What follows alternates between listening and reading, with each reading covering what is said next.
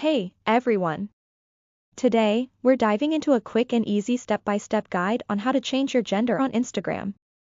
Whether you're looking to update your profile to reflect your true self or just want to play around with different options, we've got you covered.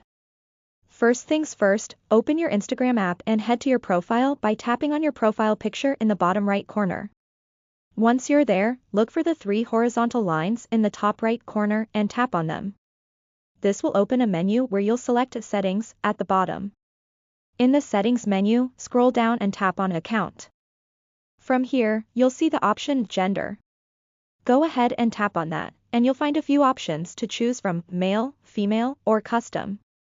If you want to select custom, you can even input your preferred pronouns or description. Once you've made your selection, don't forget to hit Done or Save in the top right corner. And just like that, your gender on Instagram is updated. Remember, this change reflects your identity and can help foster a more inclusive online community. So, there you have it. A straightforward guide to updating your gender on Instagram. If you found this video